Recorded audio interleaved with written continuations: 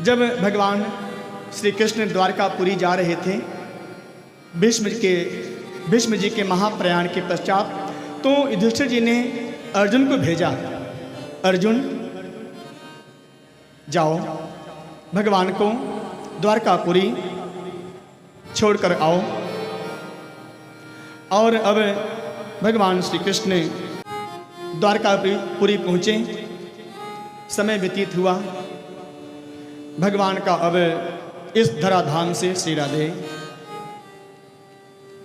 इस धराधाम से अब 125 वर्ष की लीला संपन्न करने के पश्चात भगवान का स्वधाम गमन हुआ और अर्जुन वापस आए हस्तिनापुर। पांडवों को समाचार मिला भगवान अब नहीं रहे, अपने धाम चले गए हैं। पांडव लोगों ने अपने पौत्र परीक्षित को हस्तिनापुर का राज्य सुपुर्द करके स्वयं स्वर्गारोहण की यात्रा में आगे चले गए। इधर राजा परीक्षित एक बार आखेट खेलते हुए पहुंच गए एक जंगल में। एक ऋषि बैठे हुए थे, तपस्या कर रहे थे। उन ऋषि का नाम है शमीक ऋषि। प्यास लगी राजा परीक्षित को, लेकिन ऋषि शमीक तपस्या में लीन हैं और राजा परीक्षित उनको लगा कि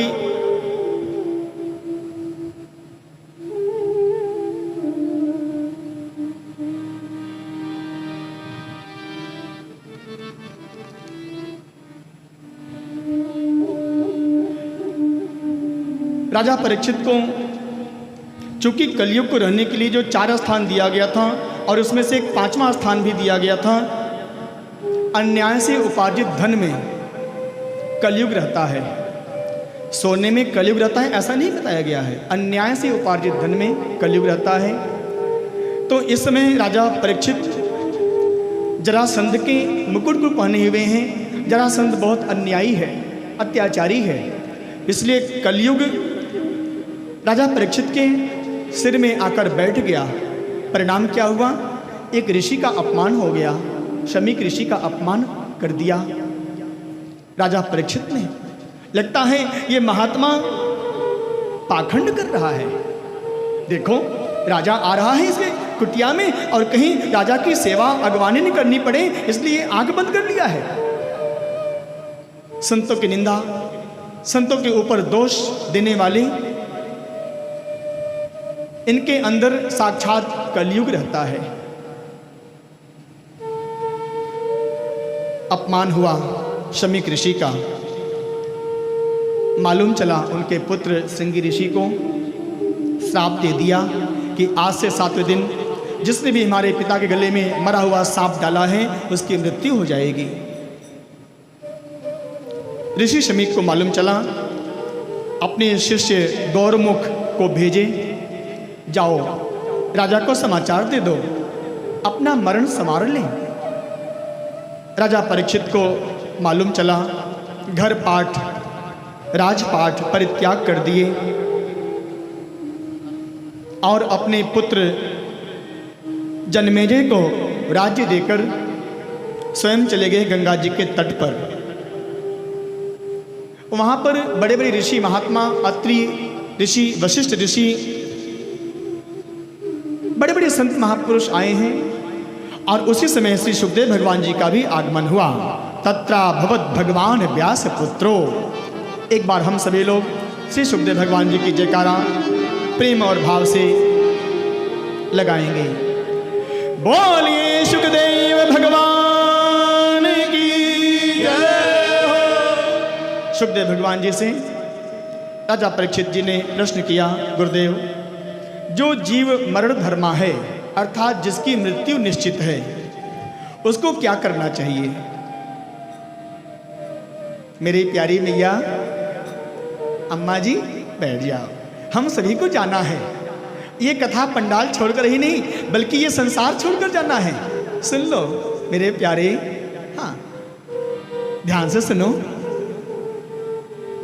हम जिसकी मृत्यु निश्चित है उसे किसका भजन करना चाहिए, किसकी कथा सुननी चाहिए और किसका स्मरण करना चाहिए। श्री सुखदेव भगवान ने बताया, राजन भगवान श्रीमन नारायण जी के ही नाम का कीर्तन करना चाहिए, भगवान श्रीमन नारायण जी के ही स्वरूप का चिंतन करना चाहिए और भगवान श्रीमन नारायण जी की कथा श्रवण करनी चाहिए।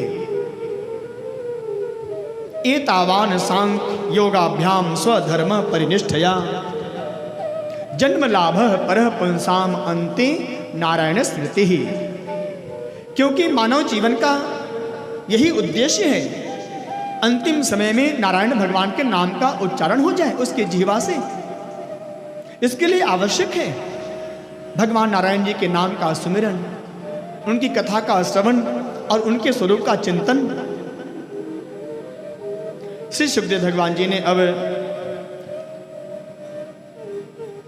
राजा परीक्षित जी को चतुश्लोकी श्रीमद् भागवत जी का वर्णन किया। पहले यह श्रीमद् भागवत 4 श्लोक में थी, लेकिन यह 4 श्लोक श्रीमद् भागवत जी कथा कलयुग के प्राणी समझ नहीं पाएंगे। इसलिए श्री वेदव्यास जी ने यह 4 श्लोक वाली श्रीमद् भागवत जी कथा को विस्तार किया और 18,000 श्लोकों में परिणित कर दिया। यह 4 श्लोक का जो चतुश्लोकी श्रीमद् भागवत जी हैं श्रवण करना चाहिए।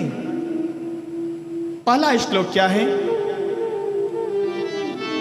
अहमेवासमेवाग्रे नान्यत् यद सत्सत्परम पश्चादहम यदेतच्च यो वशिष्येत सोऽस्म्यहम्। अर्थात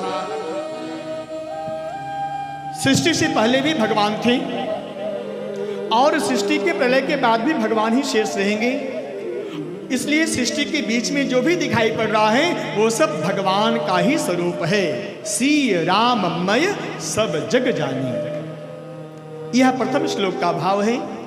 दूसरे श्लोक में माया का स्वरूप बताया गया है। तीसरे श्लोक में संसार का स्वरूप, जगत का स्वरूप बताया गया है और चौथे श्लोक में आत्मा का स्वरूप बताया गया है।